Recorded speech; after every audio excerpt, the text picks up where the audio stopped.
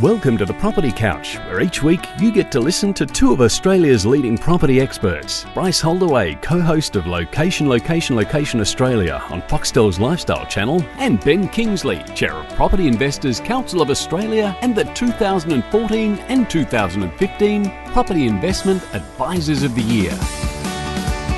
All right, folks, you're on the Property Couch, where each week Ben and I bring you the insider's guide to property, finance and money management. Go on, mate, say hello. And then there were two. Yep. Down to two. Who would have thought, hey? Who would have thought? Well, I'm telling you here. Go the Pies. You heard it first. If Collingwood win this Saturday, yes, it's you and Ivers doing the podcast next week. What? I'm out of here. Why? Because I just don't think I want to be around you if Collingwood have won. Oh, look, congratulations to Nathan and the boys. You know, we're off to the big dance. You've got your swagger voice on, so I've just got to endure it, don't I? Hey? Well, look, you know, there's two left, but we are the underdogs, you know. Yeah. The Eagles, they bring a good game of footy. They won 8 in a row during the year, finished second on the ladder. Who do I follow this week? Well, that's a great question. It's the worst scenario. Question. Which one? Come on, mate. Come on. Who are you going to do? Who is it? Come on. I don't know. What do you mean? Well, I want it for a draw. Live in Melbourne, you're a Freo supporter. I'll tell you what. You know, West Coast. I'm going for the Melbourne Storm. That's who I'm going for. I'm going for the Melbourne Storm. Lucky for Billy Slater to be reinstated into the game. Mm-hmm. So, yeah, I think, you know, Storm are a good choice. Can I tell you why I'm generally torn? Why is that, mate? Do you know why I'm generally torn? Or should I wear this on the Today Show on the weekend? I think I'll try and see if I can ask the producer if I can get on. That in. Yeah, well, do you want your credibility to drop? Knock yourself out. I'll see if I can get some black things to sort of make some of my teeth look like they're missing. Yeah. So bring your little yellow jacket as well. I don't have a yellow jacket. No, none of that. So I don't want to follow Collingwood, right? Right. Who wants to follow Collingwood? Well, good people, smart people, sensible people who like to spend most weekends happy. I've always said that about Collingwood. If you barrack for Collingwood most weekends, because we've won more games than anyone else in the history of the game, normally has a good weekend.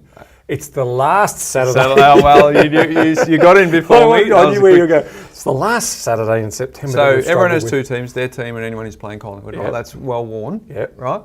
But then West Coast. Well, they're highly successful in a two-team town. So what are you going to do? I don't know. I honestly don't know. Go Pies. Hey, a couple of things.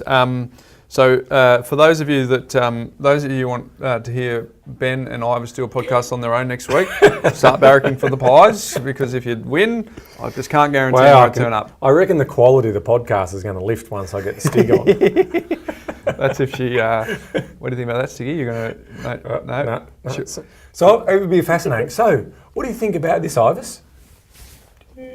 Don't worry, she cuts the long pauses out anyway. Silence. So she'll chop the whole thing up to 2 minutes. Ivers? And we should be talking about auction clearance. Ivers is actually a property investor. She should actually be talking about it. She practices what she preaches.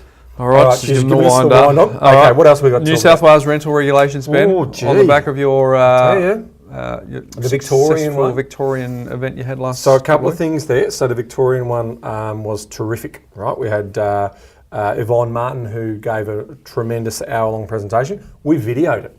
Ooh. And it's available exclusively for PICA members. Ooh. So if you wanted to justify your $5 spend, your cup of coffee spend, you become a member and you can get an hour-long, you can get all the slide deck, you get the whole lot all there, ready to discuss. And we will get Yvonne on the podcast. There's still a lot of detail in the legislation still to be released. So we sort of pressed pause on that because the legislation is due to come out in July 2020, but or earlier once they get all the legislation, because there's things like minimum standards and we don't know what that means, right? So there's a few other things. So, but if you want to get prepped for this, then go and listen to that presentation because it's very sensitive. And then straight on the back of that, the Liberal Party in New South Wales have introduced changes to their Tenancy Act. So we've got some big challenges here. Now, a couple of things in here that we we don't mind. Definitely we welcome that, but some of these changes again probably aren't sitting right in the middle. So what are we talking about? The ability for tenants to make minor alterations to properties. Tick. Putting up a picture frame. Yep. That's not, but what does minor? Yeah. I mean, can I knock a wall out and put a window in, or what does that look like? The introduction of new minimum standards for properties. This one's a big one. right? Minimum standards. Basic access to electricity and gas. So if you don't have gas on, so does the landlord now have to put gas onto the property? Question mark. Some areas you can't get gas. Structurally Some sound parts buildings. of the Gold Coast you can't get gas. Correct. Structurally sound buildings, adequate natural and artificial lighting, as well as ventilation. Oh gosh. Now, the whole point here is this is a cost to the owner. Now, in most cases, when a property is presented for lease, you would argue that it's presented in its existing form. And that's what you're taking on. So what happens if now that they're going to have these minimum standards, they potentially have to spend thousands and thousands of dollars. What does that mean? Rent increases. Rent is going to go up. I mean, you've got to understand that. Adequate outlets for lighting, heating and appliances. So Sparkies could be a bit busy. This property doesn't have enough outlets. I want more outlets. So some big reforms there in terms of that. The ability for tenants to get rectification orders for fair trading for repairs, I think that's fairly reasonable. Restricting rental increases for periodic leases to once a year, so you can't do any changes in it. That's fair enough. This one here is an interesting one, right? It's a very sensitive topic. The ability for victims of domestic violence to break leases without incurring any penalty. So first things first. Victims of domestic violence, absolutely, they need support. They need protection. They need protection. They need safety. So moving out of an environment that's dangerous or violent, big tick. Challenge for that is that the government in New South Wales are saying that the landlord has to cover that cost. So what they're not saying is that the government will provide a fund to allow them to get access. It's like, so you abandon the property, you abandon your commitment to pay. That's why it's sensitive, right? Yep. But it's like, well, why is it that the landlord is penalised there? I think there needs to be a bit more work done in that space. So it's perception, isn't it, too, isn't it? Because the landlords are often perceived as driving around in flash cars with big money bags. Quite a lot of self-funded retirees in accumulation phase are really just balancing the books. This is the point. I mean, we don't want to be slumlords, right? Yep. We don't Agreed. like any slumlords and people out there. And, there's some, boarding houses that we think would certainly benefit from a tidy up, but that's different legislation than what we're talking about here. This is mum and dads providing adequate accommodation and safe accommodation for people. But there's no doubt that these laws are pushing in the other direction. So more to be said about that, but if you've got an investment property in New South Wales, this affects you. So what we have noticed, Bryce, is our numbers on our PICA membership numbers are really starting to improve because people are starting to see the agenda here. Lending tightening, restrictions on and tightening in terms of what tenants can do and what landlords can do. We are under the pump, but if we don't have a united voice, what's happening? Now we're starting to get that. So we've ticked over 1,000 members and that's growing nicely. So this is your turn. And we're going to have a guest speaker, which we'll announce shortly, and an event to talk about these tenancy reforms because they're in Parliament as we speak. So it's about getting that balance right, getting that in the middle ground, and so that is something to watch there. So if you aren't a PICA member, your $5 now is worthy of being able to for us to advocate and lobby where we need to lobby, because at the moment there's tenancy unions and there's tenancy groups who are doing a great job in getting what they want, but no voice coming from the other side. So it's important that we address this, and so we'll be working in New South Wales to try and get in front of governments and trying to see where we can make some amendments or get some clarity around some of these changes. $5 is good value too, just to get access to the video that you did last week. Because you think of someone who actually turned up on the night, they had to pay more than $5 for parking. Well, you're talking about they had to give out their time. Correct. You had to hire a room. Yvonne, she's got 20 years of experience. So some of the gold in that, like some of her advice around good property managers, how to find them and what they should be doing for you now and on. It's just, mate, the amount of value just in that, even if you've got a property anywhere around Australia, is worth the $5. Yeah, agreed. So very much jump on board if you're not a member of PICA, folks. I wonder how we can make it certainly more easy for people to do that, but we'll have some links in the show notes. Yep, links in the show notes, and again, the slide deck's all there, and a great video for you to get educated in terms of some of those changes, and more to come. So we'll have more value in terms of New South Wales as well. Love it. Couple of things, Ben. Yep. We're going to do a webinar on the 10th of October, 8 p.m. Australian Eastern Daylight Time, Ben. Yes. And it's going to be how to build a $2,000 per week passive income. I'm looking forward to that So one. it's how to build a property portfolio and retire on $2,000 a week. Awesome. But the thing is, Ben, we're going to show live building a portfolio. And one of the little things we're going to show you is how to do it with Less than 5 properties. less than 5 properties. Sounds good. Yeah, so register for that. Links in the show notes. Same as always, Ben. Our software has limitations, so if you want to make sure you don't miss out on that, register early, turn up early. We'd love to see you on the webinar. Beautiful. So it'll be terrific. We're looking for all those brokers out there, Ben, who want to be New South Wales, Sydney brokers. consider themselves investment savvy mortgage brokers, or want to work with a team of elite investment savvy mortgage brokers. We're on the hunt for an experienced mortgage broker. Look, I tell you, the market that we're interested in is people who are in the banking sector now. There's been a lot of changes throughout, in terms of their remuneration and how they're being looked after in terms of the changes that are being made. So if you're a banker, private banker, mobile banker and so forth, and you're looking to join a team that is all about helping people and making effective change in their lives and looking after them in terms of sensible lending, then we absolutely want to hear from you, because there's a brilliant opportunity for an investment savvy mortgage broker to join our Sydney team. And that'll be our first broker in Sydney. Oh, it's exciting. It is exciting. So if that's you folks, do you know it's someone who that should be, or you know someone who knows someone who it should be, let them know. Please. Flick us a note. We'll put something up on Facebook, Ivis, just so that people can put that through their threads, Ben. Brilliant. But we want to talk to those people. Last couple of quick things. Today's show this weekend, Ben, we're on at 8:25. We are. You and me, we're talking about all things property, so that'll be fun. And I'm also, for those people in Canberra, I'm on the Mix 106.3 radio show with Renee and Cam.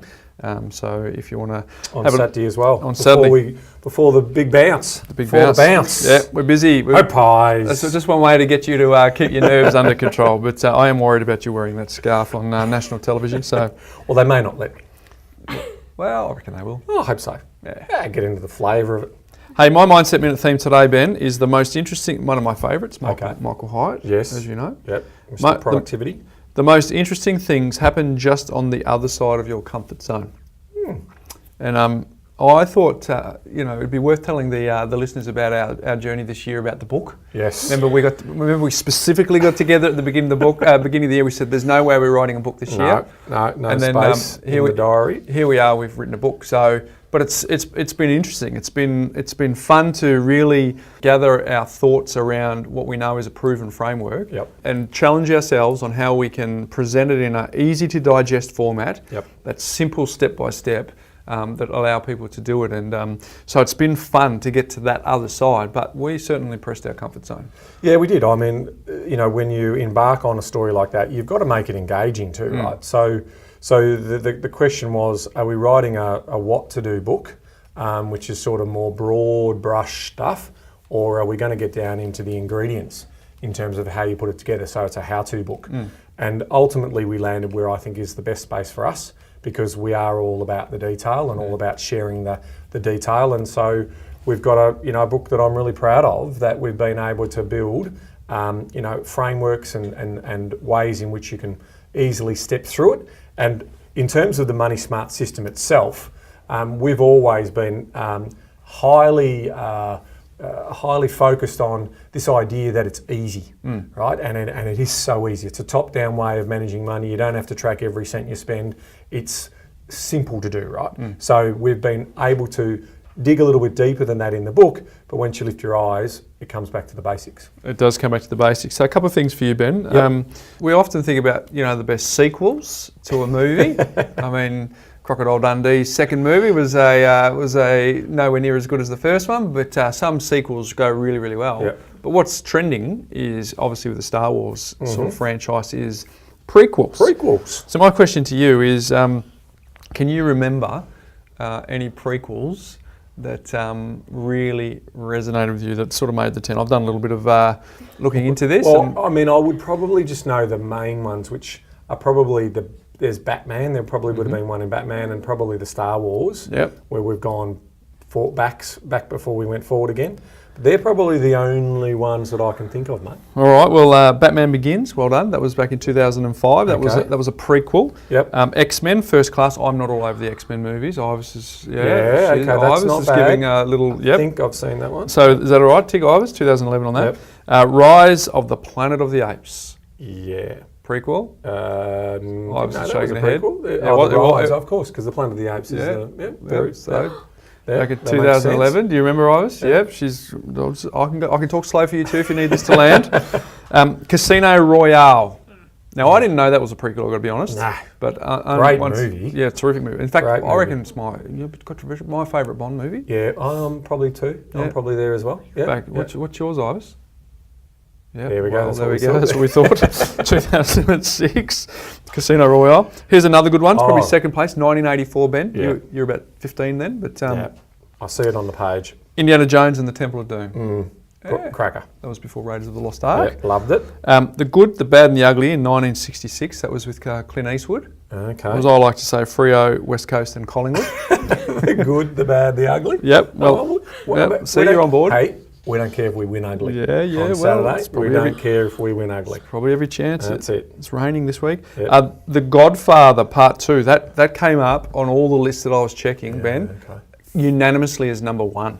Right, the best. Because the Godfather Part 3 was that number one, was it? Was that the first movie released? Here I'm guessing is, and I'm not an expert on the Godfather trilogy, but Godfather 1 went really well. Then they thought we better back it up with Godfather 2, and then we better fast forward to Godfather I've seen 3. The Godfather. It's a classic movie. The Star Wars prequel trilogy, The Phantom Yep, Menace, there we Attack of go. the Clones, and Revenge of the Sith. That was Yep. between 1999 and 2005. Yeah, it's a bit too much for me. Yeah, I didn't watch them either. Yep. Here's the classic. Here's Yep. which should have been number one back in 2013. Monsters University. Have you seen the kids one? Right? Yeah. I've seen the Monsters Inc. I think it was the first one. Yeah. So that's 9, Ben. Yeah. So my 10th one is all about a wish, right? I'm certainly not being presumptuous here. Certainly not being presumptuous. But my wish is that one day we did make it into the top 10 prequels of all time, Ben. 4. Make Money Simple Again. 2018, our book. I was wondering where the link was coming, but now we got there. Because we specifically put our book out, The Armchair Guide to Property Investing. Yep. How to Retire on $2,000 a week. Yep. We put the banking system Yep. as part of the banking part of the Money Yep. Smart system into that book. It's very, very brief. Like, the new book's 260 pages, and we wrapped that up in that book in 6 pages, and then we had a downloadable thing on the site, which probably was 4 pages, 4 to 5 pages, which had thousands and thousands and thousands of downloads, right? So, Yeah. and that's made a huge impact in people's lives. Well, that's when we knew it was worth getting it out there, right? But we also knew that people needed to know, okay, we've got our banking system set up, but how do we get the rest of our household management? So that was our joy and our challenge this year, and that's why we stepped out of our comfort zone, as I said earlier, for us to be able to deliver it. So we're really proud of this product. So what we thought we'd do today Yes, what are we doing today? is we're going to give the 30,000 foot view, Ben, of the framework that we talked about in the book. Because the book is out, Bryce, next week. Next week. Next week. That's exciting. So we'll probably we've had close to 1,000 people, Ben, as part of our community already pre-order. Purchase. Oh, that's nice of them. So that's exciting that we're going to get that into people's hands. Well, we're on a crusade, Bryce, and that is to help people manage their money better. And this is a rules-based system, right? And that's the difference. You know, what you were talking before about in terms of the banking structure, that's good. But we've been able to really articulate the rules and the purpose of the system that backs up the banking structure, right? So that's, let's talk about that today. So what we're going to talk about is we're going to talk about the framework, but Ben, we did 4 case studies, which is our MO at the back of the book, which helps people if they're in debt, number 1, and they want to get out of it. Number 2, they want to save for a deposit. Number 3, they want to actually pay down the mortgage quickly. And the last one is the accumulators. The investor one. The property investor one. So if you resonate with any of those 4 or somewhere in between, obviously what we're about to talk about then gets followed up with the case study. So, and we'll put a link, Ivis, in the show notes on how our listeners can get a copy of this book, because it's imminent. It is next week, so I'm looking forward to getting a final copy of it, and then we can get out there and basically really change the world. So our topic today, Ben, is the 7 steps to managing your money. So that you can make money simple again. Terrific. All right, so Lead off. you want to lead it off? All right, well, so the first step, Bryce, is gather. All right, so it's a 12-month system, okay? So it's a top-down approach to managing money, and being a top-down approach, you need to have a time frame, because if you're just tracking every cent, technically you don't have to do that. But when you're goal setting around money, you need to give yourself some time frames to work in. So this is a 12-month time frame. You don't have to start at the start of the year or the middle of the year. It's just any month you want to start. And that's an important point. That's an important point. It doesn't need to be clean and tidy. No. Ideally, it's got a clean start and a clean end. Correct. But you don't have to wait 3 months till the end of the financial year. Correct. So start straight away. So you do have a monthly checkup, right? So we'll get to that in a minute. But the gather bit is like bringing all of the information firstly together. So what are we talking about there? We're talking about your bank statements, your credit card statements, and where all the money in and money out is coming from. Pay slips, last 2 years tax returns. Because we keep it simple, Bryce, we keep it simple. Money in, money out. Because we're pretty simple blokes. We're pretty simple blokes. Yeah. So money in, where's the income coming from? Is it PAYG?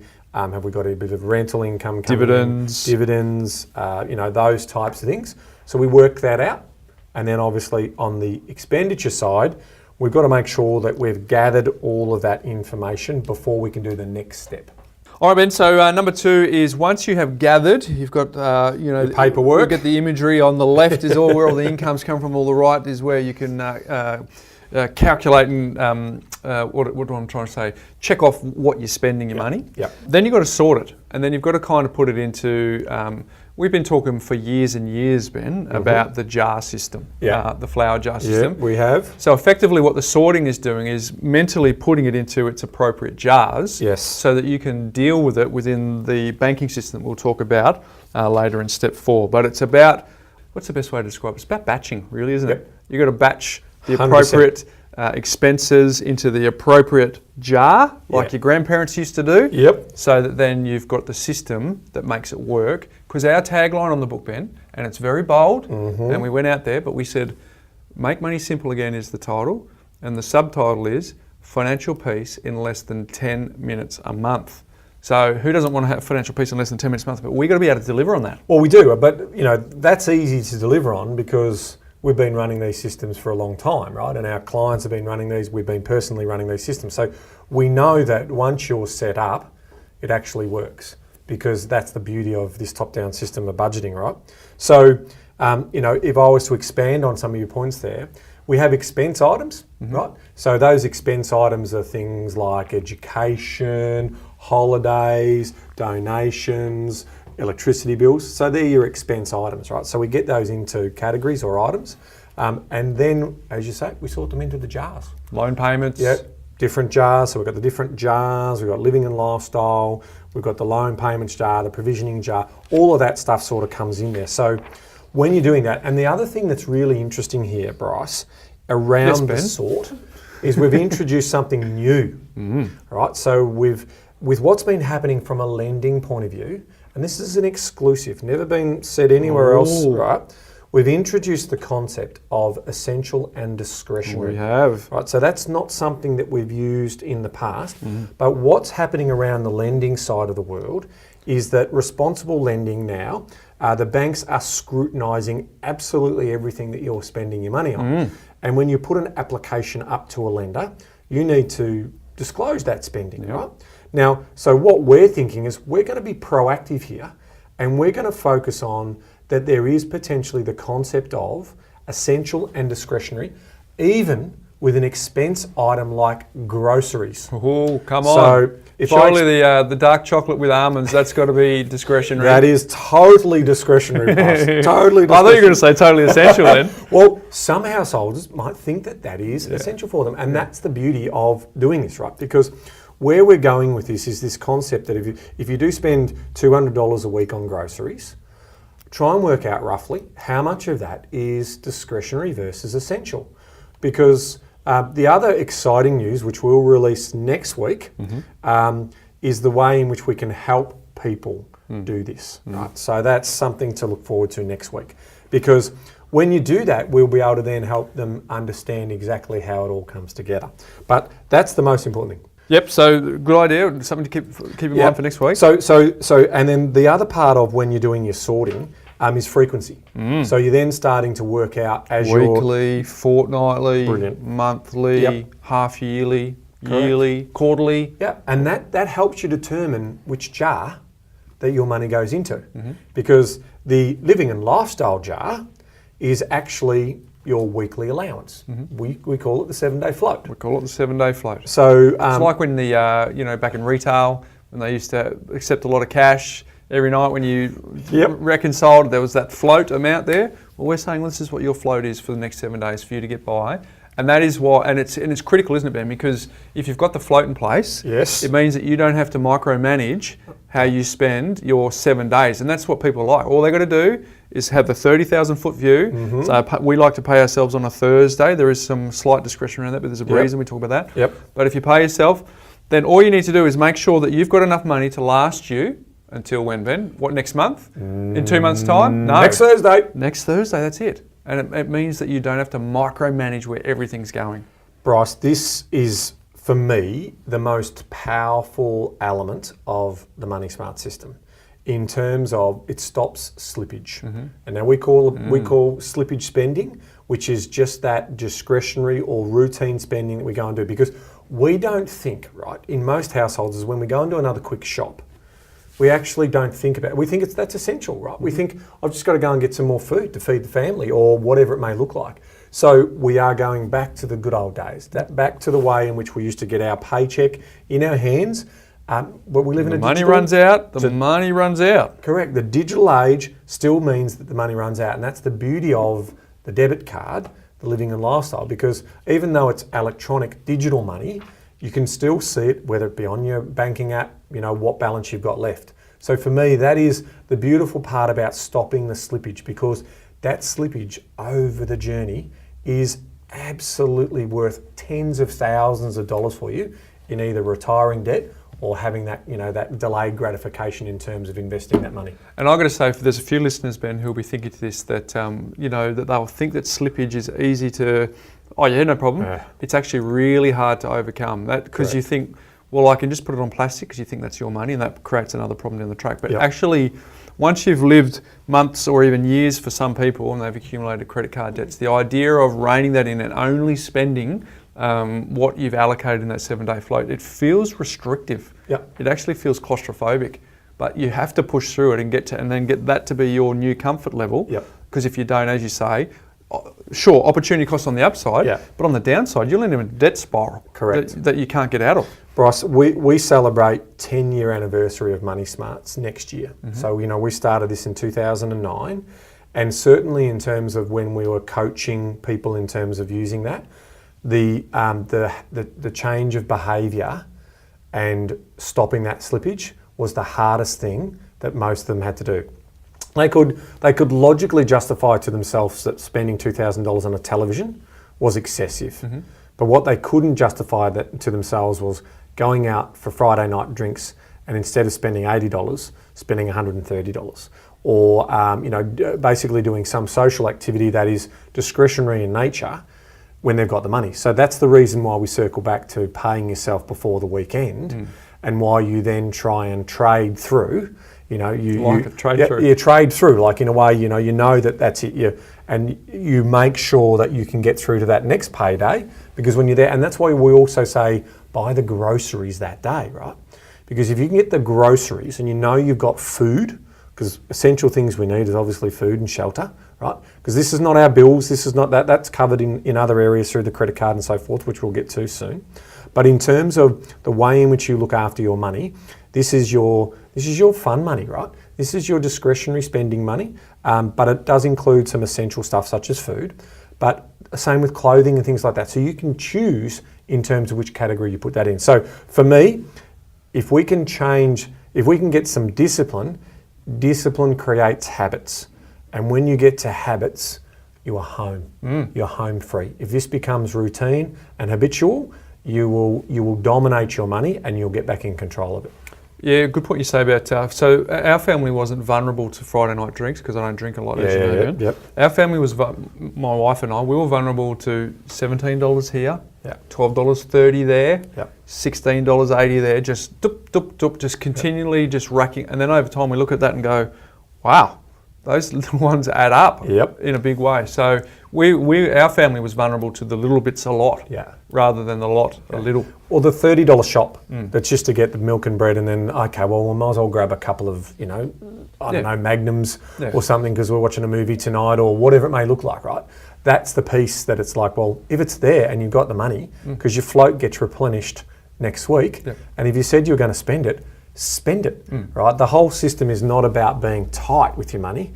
It's just about organising it. And that's why steps 1 of gather and sort are really the planning piece in terms of what that looks like for the full year. Yeah, okay. So step 1, Ben, you just highlighted then was gather. Step 2 is sort. Step 3 is calculate, which we've gone a little early, but the calculate is around making sure we know what that 7-day float actually looks like, and make sure we've had a long range view of the year, and then worked it back to go, okay, how much do we need to allocate in provisionings? How much do we need to allocate in our float? Because some people's 7-day float, Ben, is $1,000 a week.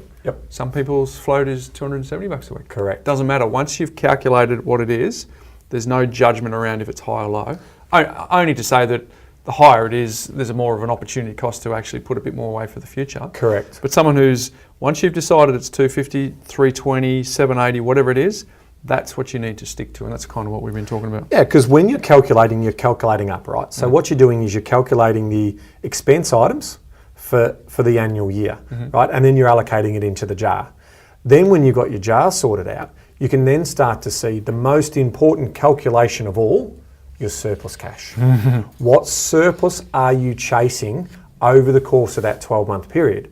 Because once you know that, and even though it's an annualised system, we divide that by the 12, right? So we get this idea that each month we're going to be tracking towards that target. The only example that's different to that is the 7-day float. Okay, so the 7 days work out to be 52 weeks, which works out to be 12 months over, 12 months over the year. So the calculate piece is you doing all of that in terms of frequency, the amounts, calculating them up to a monthly then annual figure, and then you've got your overall, you've got your money in, and then you've got your money out, and you come to that surplus figure. However, what if you don't have a surplus, Bryce? Well, it's not good. It's not good, Ben. Well, it's not. It means that you're insolvent. Yeah. You're not in control of your money. So these initial 3 steps are really about, the 3 phases of this, which is the ready, the set, and the go.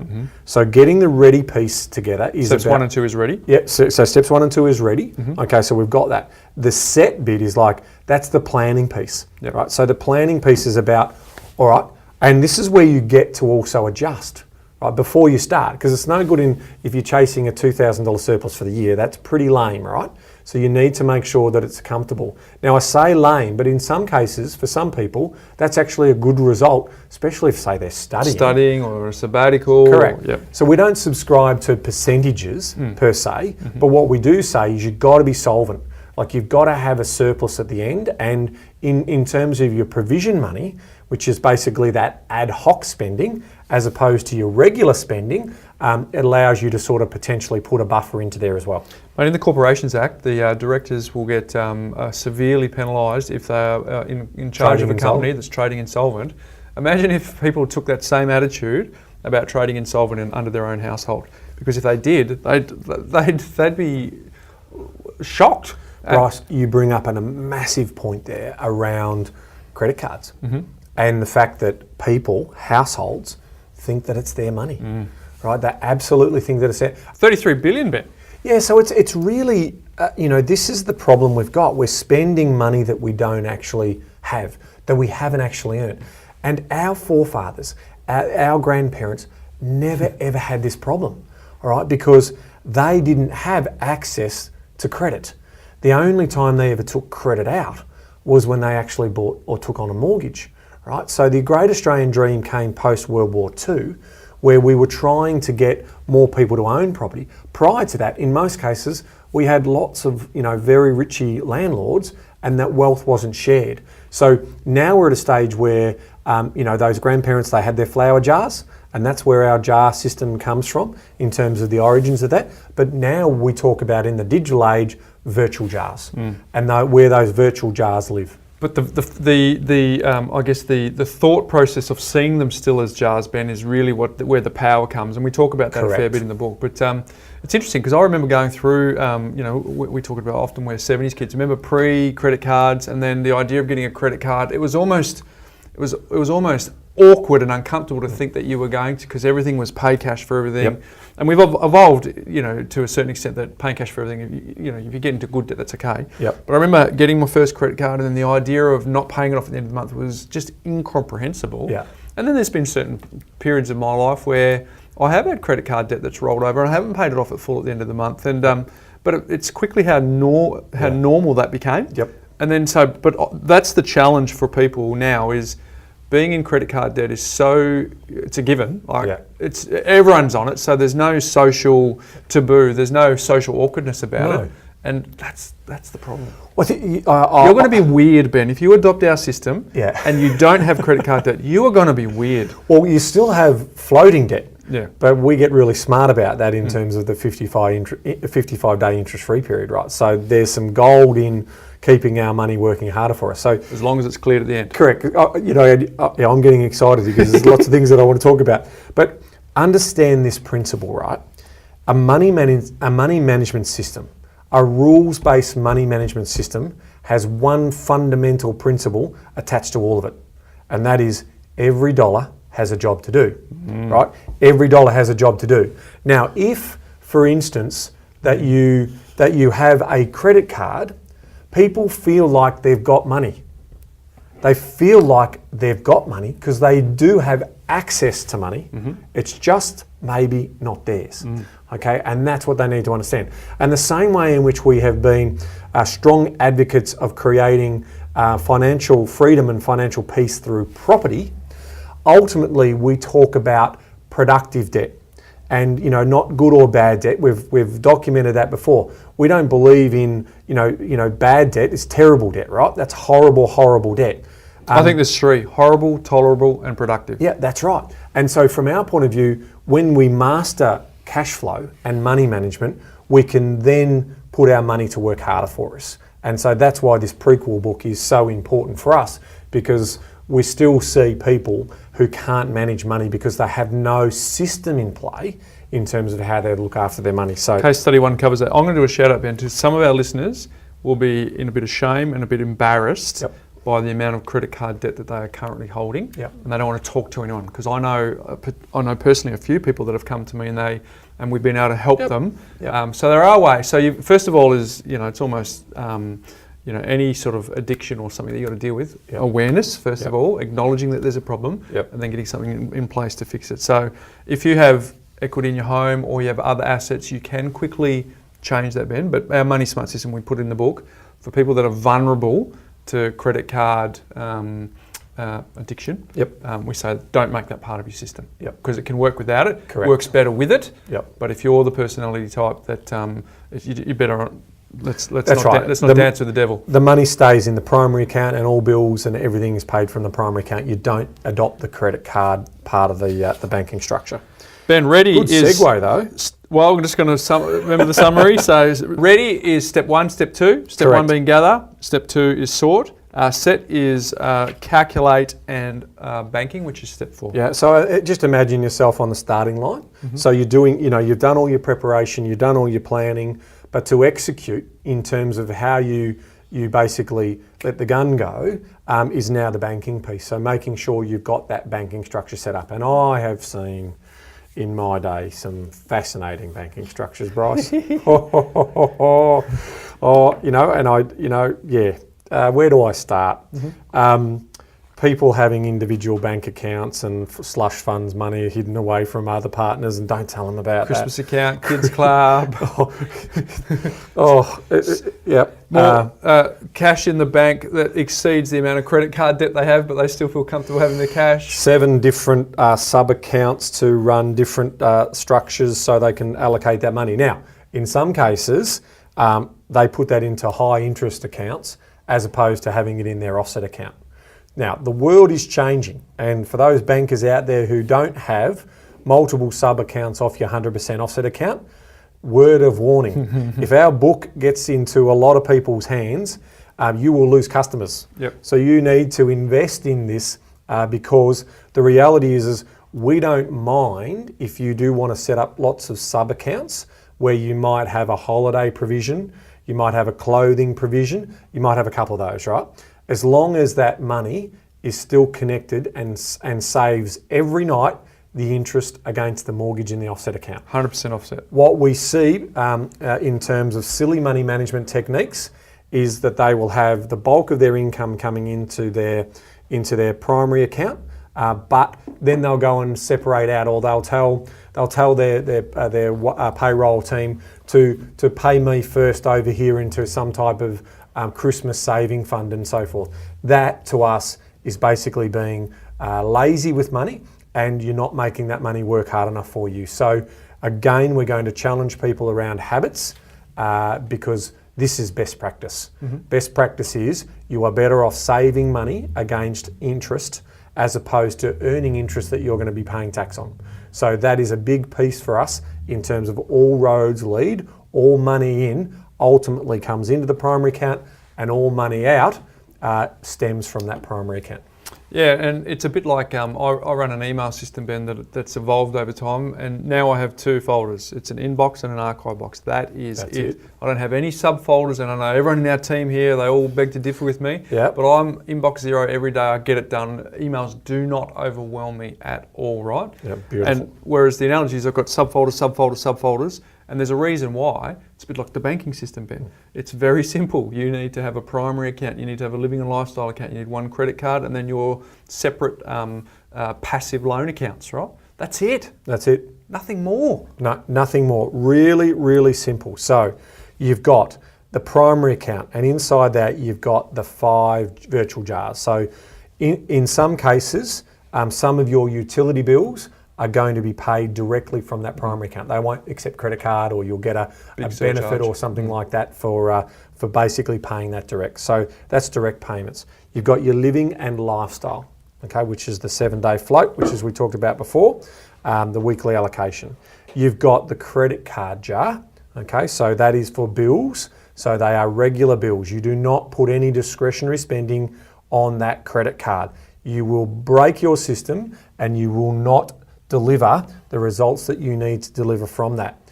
You've then got your loans jar, okay, so that's for all of the loans, personal loans, car loans, mortgages, those types of things. And then finally, you've got your provisionings jar.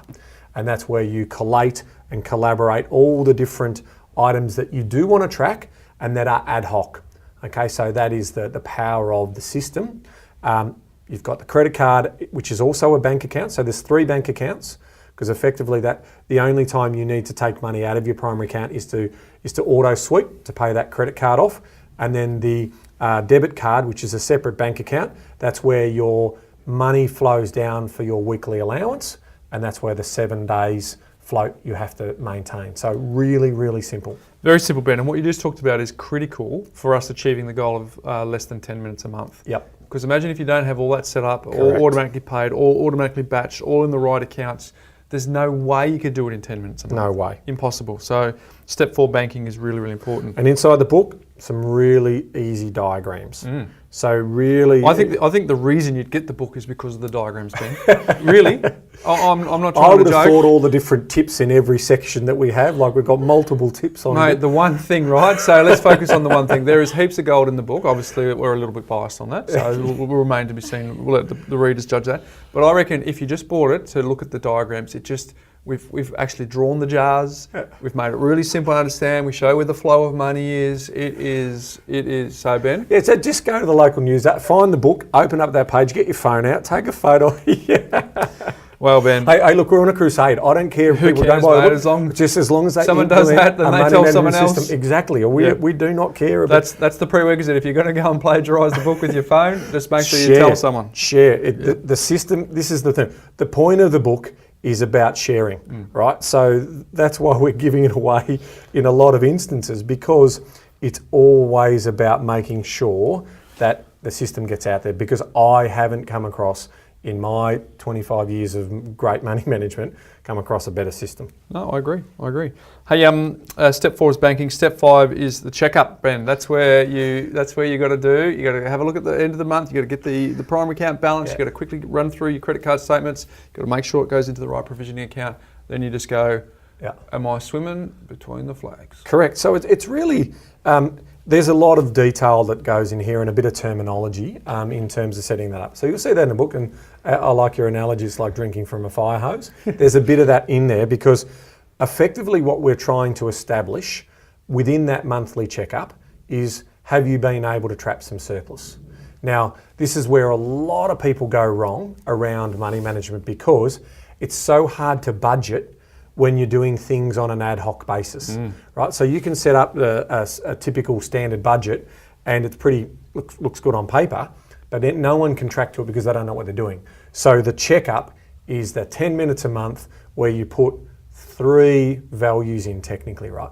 You're putting in the value, the balance of the primary account, you're putting the balance of the credit card account, and then you're also telling us the provisions, the total. So you might still have to say, well, this month I spent X on each provision, the accounts that you do want to track, but it's simple. Yeah. It's so simple.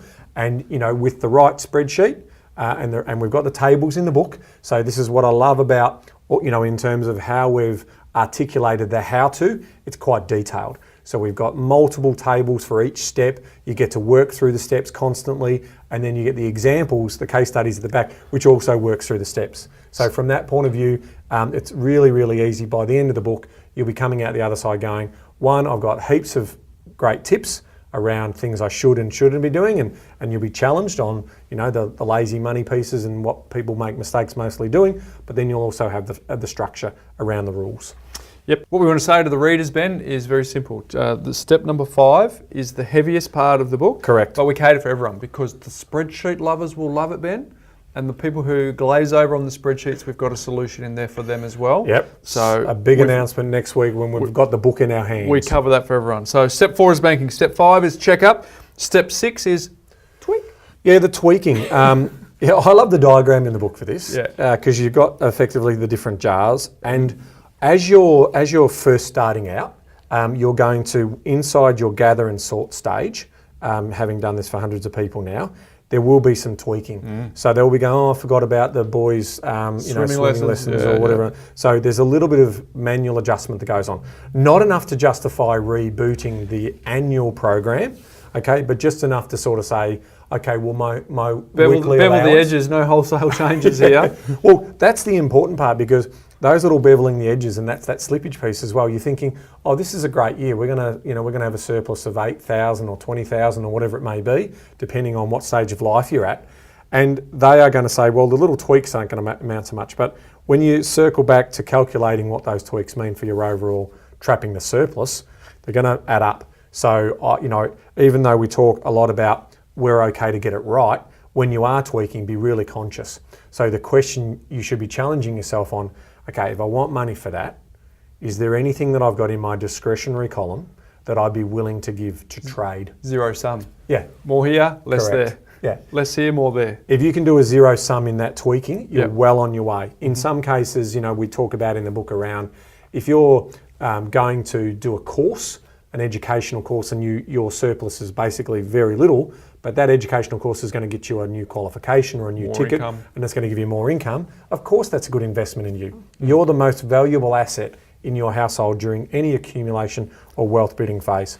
Step number 1, Ben, is gather. Step number 2 is sort. Step number 3 is calculate. Step number 4 is banking. Step number 5 is check up. Step number 6 is tweak. And the final one... Well, the gun's gone off, hasn't it? So the gun went off, basically the go went off at checkup. Yep. So that's it. So we're away. We've done our first lot of banking.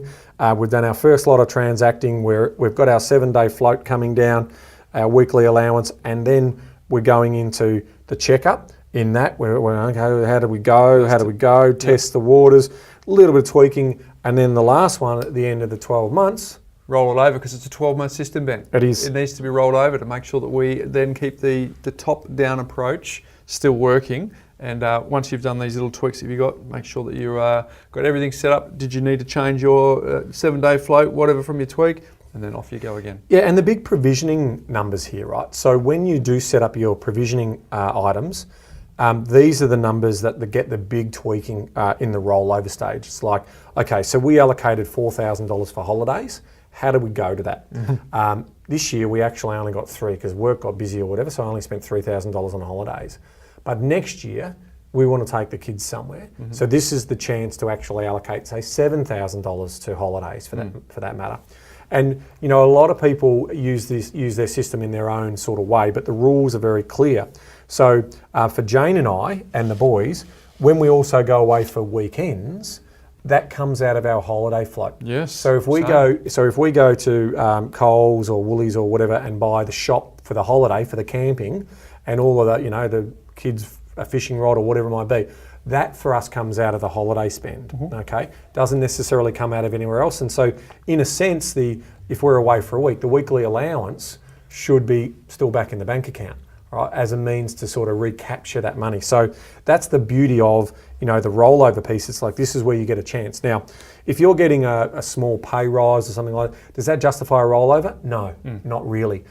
We really don't want people to get into we've got to reboot this whole thing. What would justify a rollover, more than just a tweak, is maybe the loss of employment or the announcement of Bubs coming in 9 months' time.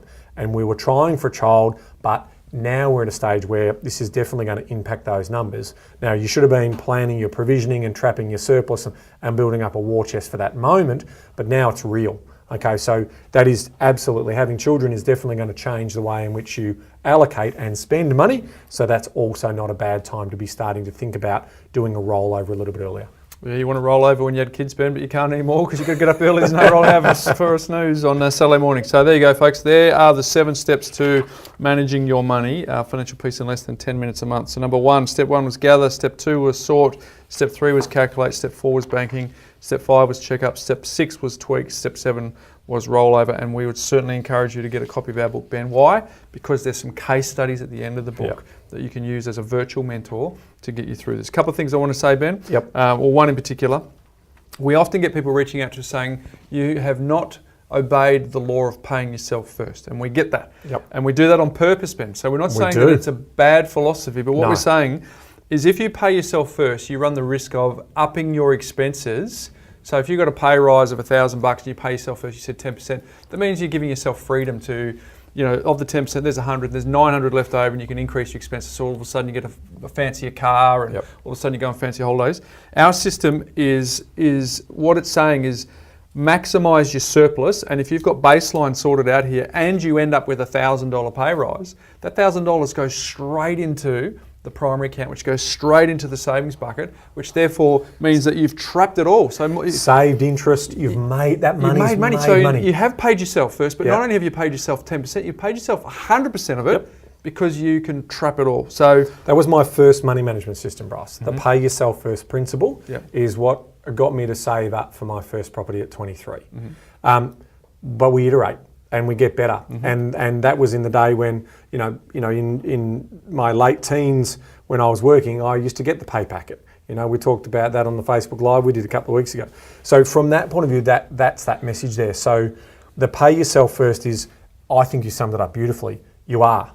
And that money's working harder for you because that money has a better job to do than thinking about the 10% you're trapping. It's actually you potentially could be trapping 40, 50, 60, 70, even 100% of that. Because if you think about it logically, if you didn't need that money in the first instance, that money could go down and retire that debt quicker. Absolutely. And so I want to circle back to your point around the case studies.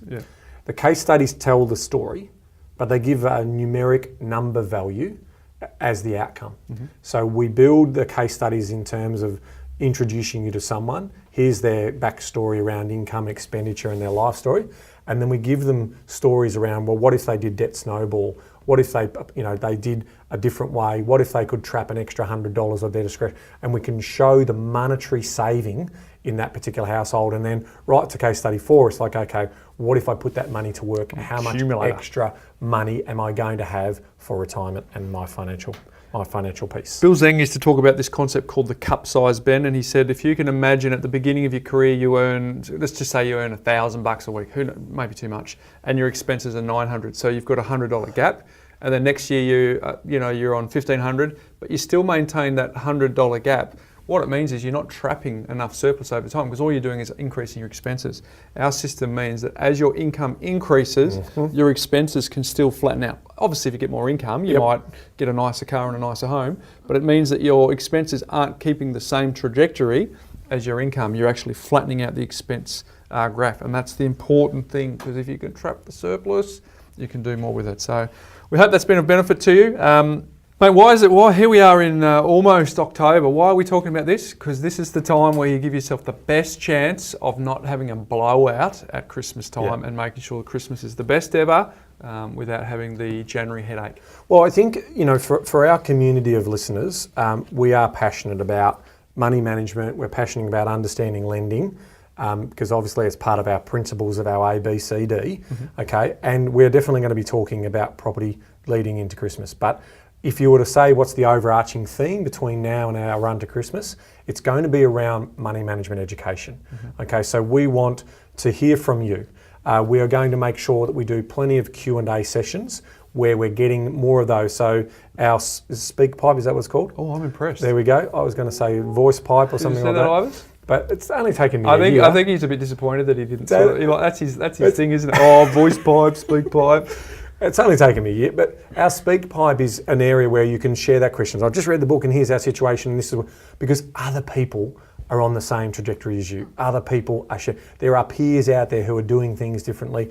And again, our big announcement next week is going to allow us to sort of share that more. But we absolutely see the community going on to our Property Couch Facebook page, and also getting access to the book through the Property Couch /the book. Is that right, Ivis? .com.au. The book, is it the book? The book. What is it, Ivis? You've got to speak here. propertycouch.com.au book. Not the book. Yeah. Just /book. Yeah. Right.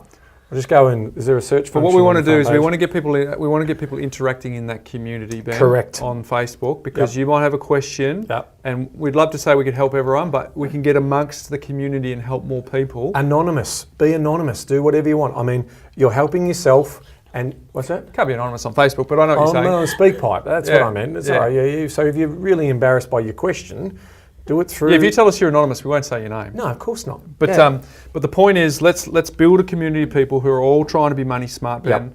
So they have a great Christmas, they trap more surplus, they can buy more investment properties if that's what they're into. Correct. And they can have a better self-funded retirement. It works for everyone in every stage of life. Yeah, everyone in every stage of life. So folks, you can get the banking component for free, you can get the book. There's so many ways to get access to, if you want the Money Smart system, we implement ourselves, Ben. What's the word? We drink our own Kool-Aid, is that what it is? We drink our own Kool-Aid. Look that up, Ivis, to make sure that... Maybe that might be an American saying. It is an American saying. American saying. Kool-Aid with a K. We are doing what we're talking about here. Yep. This is a we always have, and we've been sharing this knowledge since 2009. All right, my life hack today, Ben, is it's all themed. You'll see that my Mindset Minute was segueing into what we're talking about today in terms of the book. My life hack is themed, Ivis. You ready for this? Every time I get into an Uber car, Ben, I'm always interested in the business model. I'm always interested to see if it was working for them. Are they a full-time driver, part-time driver? How's this one? Looking to jump in? Are you looking to have a go? Yeah, that's right. Well, wait till you hear my life hack. You might. Oh, okay. Do you reckon there might be a chance for me to get you to drive for Uber? You ready? Yep, go for it. Ivis, maybe for you as well. This is the extra cash. I think I talk about that in the book too. Well, here we go, Ben. So I was chatting to a guy. No, don't look at my notes. Oh, okay. You just got to concentrate. Yep. So I was... I'm looking away. So I'm over here. I was talking to an Uber driver. Yep. I said, "What do you do?" He goes, "I'm in real estate, right?" And I said, "Okay. And why are you driving an Uber?" And he goes, "Because Uber allow me twice a day to actually set a destination, right?" So hanging with me. So he leaves his house, and what he does is he can pick up a ride on the way he's going to the gym. He just picks up a ride, drops people off on the way to the gym, or he picks up a ride and drops people on the way to the office, gets his job done during the day, and at the end of the day, he then does the second option, and so obviously he's going from where I am at the end of work to my house. Uber lets you do that for twice a day, so then he can do rides all the way home. So he's actually paying for a bit of fuel money. I said, "So what do you do with the money?" He goes, "I put it straight on my mortgage." Oh, clever. Life hack, Ben. That's a ripper. So, I like that. So from Mooney And- Ponds and to we'll North think Melbourne, if you're looking for a ride, Ben might pick you up. You might be picked up by me. The other thing, if I'm a real estate agent, I'm also working in my local community usually. Yeah, there'll be lead Right, gen, bit so of a bit of lead prospecting. gen, bit of prospecting. Yeah. Well, I did see you pick up on that. So there you go. That's my life hack today. If you want a little bit of extra money to put in your Money Smart system, Ben, Yep. this is not an advertorial. I don't get paid by Uber. No, we If don't. If you want to, Well, what's the other ride sharing? cabs, Whatever the other ride has to be sharing. ride sharing, doesn't it? So there you go. All right, so. Did you know? Did you know, Bryce? I got my 3 did you knows. Oh. Lotto tickets, right? If now these, I just went, oh no. I think you get that. Hopefully, we'll pick that up on the audio. Oh no, here we go. My 3, God, what's it? All right, I'm getting to it. I know we're over an hour. All right, here we go. Lotto tickets. Now, this is American and can't claim that it's definitely the odds in Australia. But it's if you American. drive 10 miles to buy your Lotto ticket, you actually are 3 times more likely to be killed in a car accident whilst driving to buy the ticket than you are of winning the jackpot. Meanwhile, for the rest of us who don't know what a mile is, we'll have to get the calculator out. 2.3 kilometres is every mile. I think that's roughly what it is, isn't it? Right, 'cause you're a bit All older- right, you're a bit older gambling than me. generates more revenue. I'm on this sort of thing about wise money management, right? Gambling generates more revenue each year than movies, spectator sports, theme parks, cruise ships, and recorded music combined. 34.6 billion in US dollars. Last one about, which is very topical, around digital money. So money in the new age as opposed to our parents and grandparents who used to use cash. In the digital world, cash, don't you know that from Chopper Road? Ivis is cash. Gen, Ivis is No Gen cash. Y. She hasn't seen cash in her life. No cash here. What are you talking about, cash? No cash here. Anyway, I digress. So who were we offended then? In a digital world we live in, only 8% of all money around the world is actually physical cash. 8%. The rest is digital money that exists only on computers. Think about how often we buy or sell online or transfer money from one account to another with a simple phone call. Money goes from one place to another, yet we never actually see or touch it. This is why we wrote the book. But we're still, virtual jars is still a big thing for us, and we're teaching you about real money in a digital age. So the digital existence of currency makes up the vast majority of cash around the world today. I'm going to go on a limb, Ben. Yep. I'm going to say that was your best Did You Know. I actually enjoyed that. Every Did it? single one of those. Did you, Ivis? No. All right. I reckon Bryce says that once every 4 weeks. Well, mate, I've got to encourage you. You're getting a bit old, so I've got to make sure you stay. Well, I'm going to. If anyone's got a Did You Know around money and money management, Go to the community, the Go to- Facebook yeah, community. Share, Let us know. You share, can and share I it will around. read it out. Poorly, I mean, in my execution of reading, but I'll still have a go. Have a go. All right, before we go, Ben, we've got a chase for 1,000. Remember we chased for Tim? Oh, yes. Back in the old days, we chased for 1,000. 1,000 5-star reviews. So if anyone is getting benefit from, reviews in general, Just we'd love it reviews? to be 5 Okay, stars, but rightio. we'll leave that for discretion. There's a couple of ones there, so Yep. you can't please them all. But Too much chase, footy talk. I think we got one. yeah, we get lots of people telling me too much footy talk, so that's a given, right? So chase for 1,000. So if you have benefited from our podcast, you're a long-time listener, Yep. not the people who've just heard us, that's fine. Yep. But if you've benefited from us, long-time listeners, can you help us get to 1,000? Because it certainly helps with the algorithm. For Yep. those who are new to us, it's getting harder and harder to do a lap on the podcast. So our tip is do it at 1.5 speed. Done. So you can do that. And last thing, Ben, if you want to follow either you or me on social media, we certainly encourage you to follow The Property Couch on Facebook and Instagram and all that sort of stuff. But if you want to follow you and me, Ben, I'm at Bryce Holdaway and you are at Ben Kingsley AU. So that is terrific. But mate, good luck. Do I say this? Good luck it's this nice of you week. to say that. It's gentlemanly It's- of you to wish me good luck. I Yes. hope this is what I genuinely hope for. Well, I don't. If I can't do the podcast with you next I week. genuinely hope that you Not are get leading. much out of Ivis. I genuinely hope you're leading all day, and we don't hear that song. And West Coast kicks a goal after siren to win by a point. Oh, you are too rude, Bryce. Go the Pies. Go the Pies. Go the Melbourne Storm. So, Ben, until next week. Do I just sing the song? Or- Knowledge is empowering, but only if the Pies act on it. There we go, folks. I hope to see you next week.